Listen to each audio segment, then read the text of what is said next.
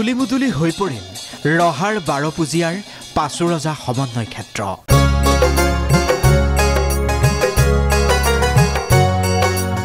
অসম সাহিত্য সভাৰ অধিৱেশনৰ তৃতীয় দিনাৰ বৰ্ণাঢ্য শোভাযাত্ৰাৰ দৃশ্য এয়া।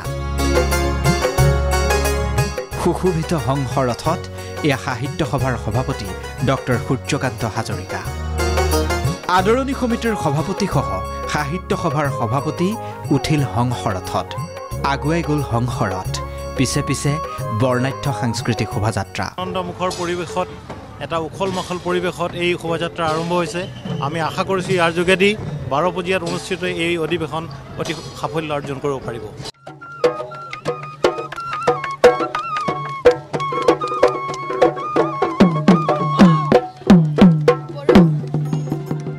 কি নাছিল এই শোভাযাত্ৰাত? অসমৰ বিভিন্ন জাতি জনগোষ্ঠীৰ বৰ্ণিল কৃষ্টি সংস্কৃতি মূৰ্তমান হৈ উঠিল এই সাংস্কৃতিক শোভাযাত্ৰাত।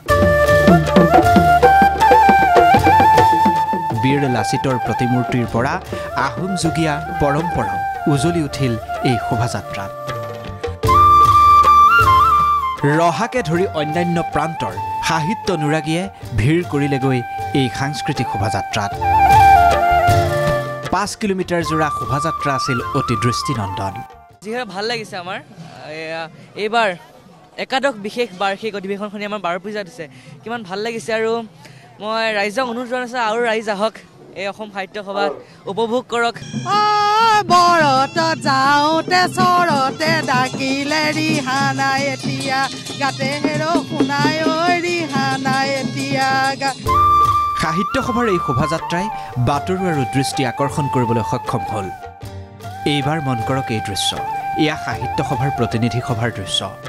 1000 প্ৰতিনিধি পঞ্জীয়নৰ বিপৰীতে উপস্থিত মাথো 50জনমান প্ৰতিনিধি সভাত লোৱা নহ'ল জাতীয় সমস্যাক লৈ কোনো সিদ্ধান্ত। অতি ইতিবাচক সিদ্ধান্ত আজি গ্ৰহণ কৰা হৈছে আৰু আজি যিসমূহ গ্ৰন্থ গ্ৰহণ কৰা হ'ল প্ৰস্তাৱ, সেই প্ৰস্তাৱসমূহ আমি আগন্তুক বৰ্ষটোত ৰূপায়ণ কৰিবৰ কাৰণে প্ৰয়াস কৰিম। অসম সাহিত্য সভা এতিয়া মুক্ত।